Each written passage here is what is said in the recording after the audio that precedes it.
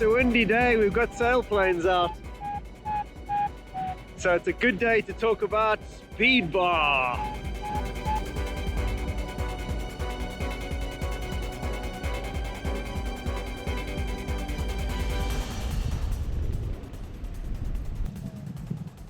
So because the wind's strong, I'm right out at the front of the lift band. If I'm getting lift, I don't need to go back on the ridge. So right in the beginning, I'm going to just test the ridge band being right out in the front here. That keeps me safe. I'm not going too high, too fast, and then getting stuck at the back. Getting lift out here, I'm still climbing. So that's the first thing with flying in strong conditions. You want to be right out in front of the lift band. I'm not using my bar, and I can analyze conditions. And now I can slowly drift my way back just to stay in the lift band. But the lift band will be out in front. The stronger the wind is, the more that band pushes out in front. You're using Speedbar to get yourself out of trouble. I wouldn't use Speedbar just so that you can fly. It's the first thing to say. If the wind's that strong, it's not worth flying if you have to be on bar. The bar is only going to give you 5 kilometers an hour, maybe 10 kilometers an hour max. Depends on your wing. All right, so I've got up, I'm a bit higher now. I'm getting into the upper wind, which is often a bit stronger because there's no turbulence and no drag, surface drag that slows down the lower layers.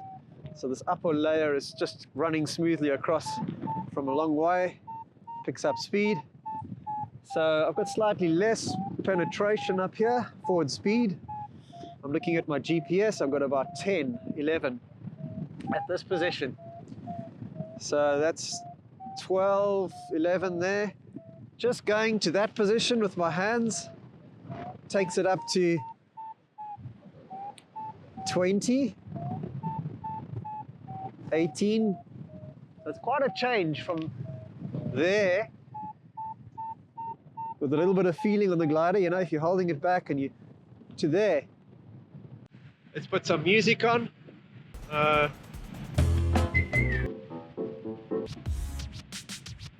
Sound good? Yeah, so the speed bar you're wanting to use just to get you out of trouble. You're only going to get about 5 kilometers an hour on your glider. Seriously. Most B gliders, maybe 10 kilometers an hour if you're lucky and the conditions are smooth and you can keep the bar on sustained. It doesn't make a huge difference. So that's your little safety margin for when you've got things wrong and you need a little bit more oomph, you're going onto bar. So keep it there as your safety reserve. On a wing like this, my lovely Omega X Alps, I've got close to 20 kilometers an hour to speed up. Again, I'm only using that extra last piece as a safety, and I'm expecting to get about 10 kilometers an hour usable. Our trim speed, often about 35, it's less than you think. And on full bar, that's getting 45, maybe 50. Okay, don't expect to get 60. So now, going onto the bar, I want to be sure my glider is fairly stable. I don't want to just push the bar when the glider is jumping around like this. So make sure even if you need the brakes, just get the glider settled and then ease it up and let it stabilize. Okay, now you want to get your first foot on. I've got one foot on. I usually put my fingers against the inside of the risers just to stabilize my body and stop yaw. I'm then pushing down half bar. That's nice and easy. I'm now on half bar. Now once it's stable and settled, I get my other foot, my second foot, back onto the second loop, and I push down onto full bar. Now I'm on full bar, racing along. When I come off the bar, I come back with one foot, let it stabilize, second foot, let it ease out, wait a second, and then turn. The way it works on the risers, there's my A's, there's my B's. On your glider, it'll probably be A's, B's in the middle, and then C's. But you're pulling the front down on the speed bar. The line pulls it down, the front goes down, and your wing tips nose down. When you do that, your angle of attack decreases. Your wing gets closer to the relative airflow that's coming on the nose, and you are closer to having a collapse from turbulence. So you're only wanting to do it when the air is reasonably smooth, and when you're on bar, you're needing to be very vigilant about the turbulence.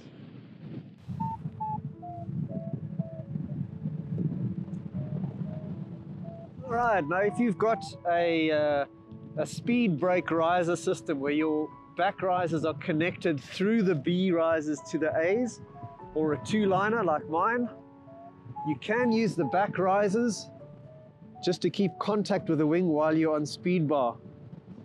And you can pull down on them a little bit as you're guiding out the bar. So here I've got my hands on the back risers. This is a two-liner glider. So now I can go out onto the bar, first step, second step, and now if I wanted to slow down, I can pull on the back just to control the wing and stop pitch movements, and my foot is still on full bar. And this allows me to come back off the bar without moving my feet. If it gets really rowdy, I'm going to back off and just go back onto normal flying. If you feel that things are getting bumpy, don't use the brakes. Make sure that you're coming off the bar to get back to trim speed. When using big gears, it's very good to use the speed bar as well to give yourself a little bit more tolerance for stall. So check out our big gears video and you'll learn more about that there. The other situation when you could use speed bar is to optimize your glide angle. Check out our article on speed to fly. There's quite a lot of theory behind it. I wouldn't worry too much about using your bar if you're going downwind. Not really going to make much difference. It's only when you're going into wind and you're trying to get your best glide angle against the wind over the ground. It increases your ground speed, and usually half bar is a good position to go onto to optimize your glide. If you're in very strong wind, full bar, but unless you're on something like this kind of high D wing, your full bar performance is going to be pretty dire. Be very careful of this. If you haven't got that speed brake riser system, don't use your brakes while you've got your speed bar on. The reason for that is you're forcing a very big camber in your wing. The trailing edge is going down and the leading edge is going down, and you can make your glider collapse. So when you're on full speed bar, if you feel turbulence, you want to immediately come off the bar with your foot. A quick reaction, you need to move in and out with that foot so that you're backing off the bar and not letting the glider collapse. Don't use the brakes. Be very careful of that. So there used to be a technique that some guys recommended by sort of pulling the brakes down first and then pushing the bar out and then easing up on the brakes. I don't recommend that because of the problem of the collapse on your wing.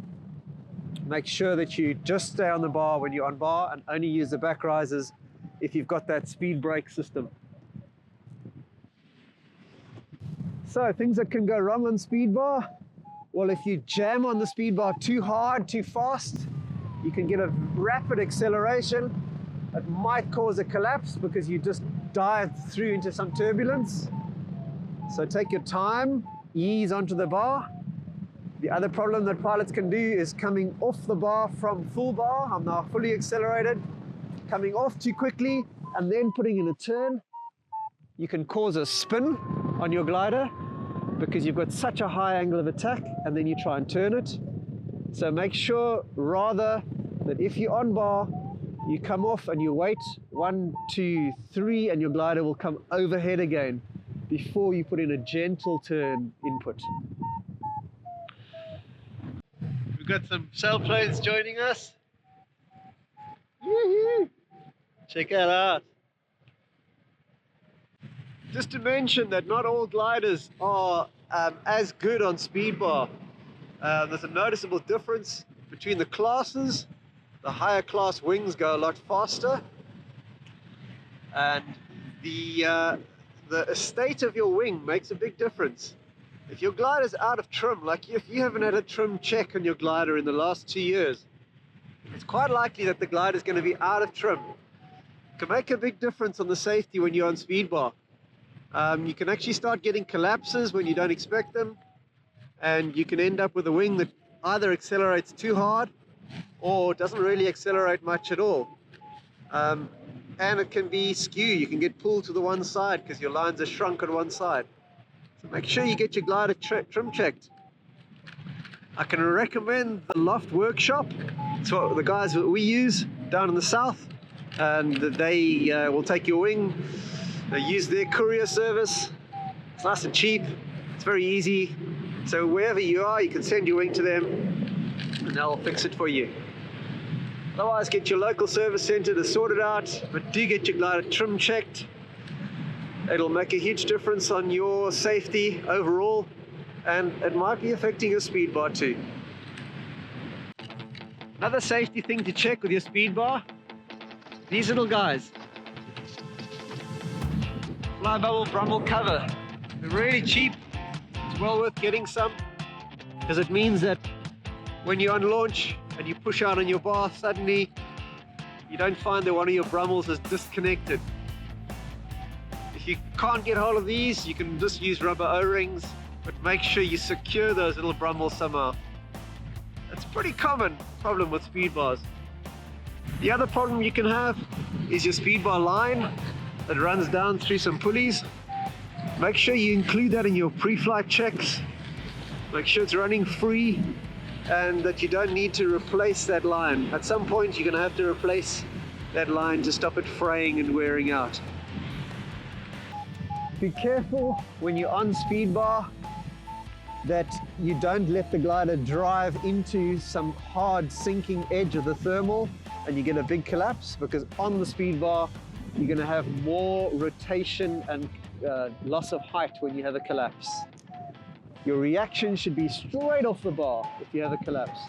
Feet come off the bar, and then weight shift, a little bit of brake to counter steer, take your time, let the glider settle, and then pump out the collapse.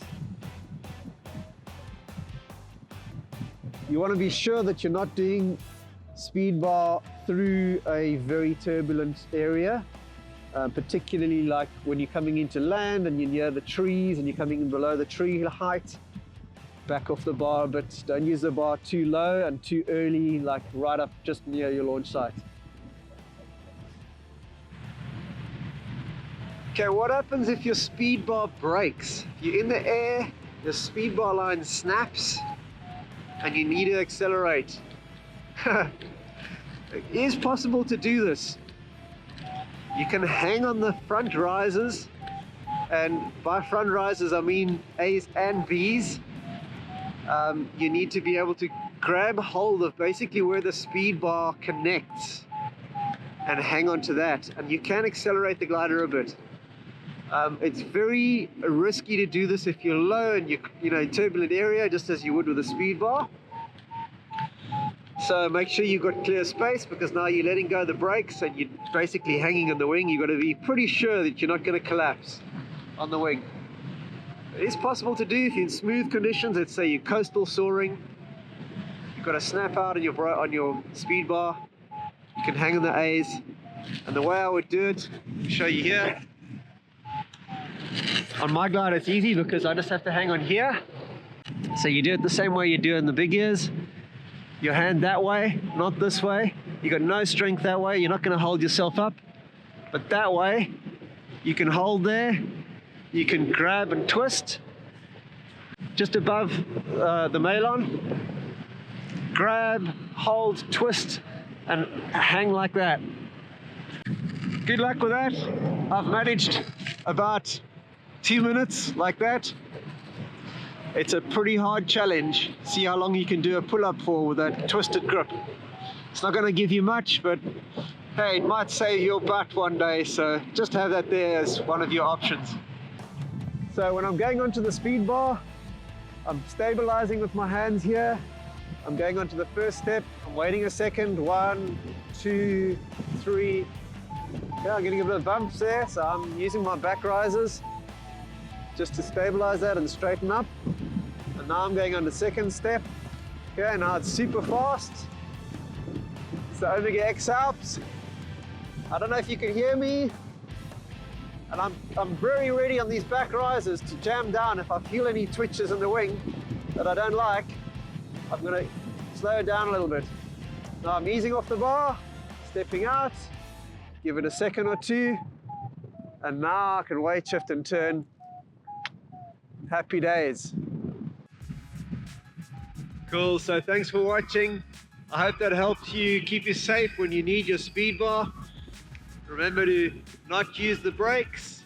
Make sure your glider is nice and level. Ease out on the speed bar. If you feel turbulence, back off the bar.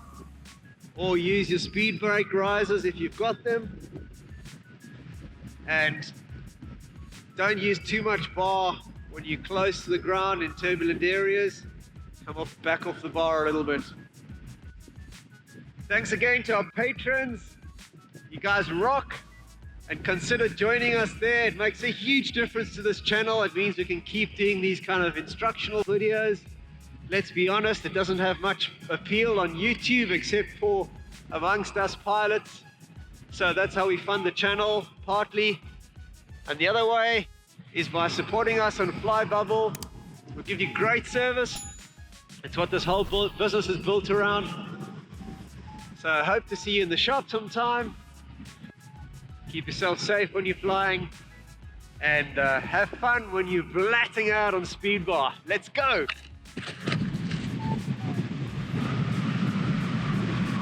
Woo!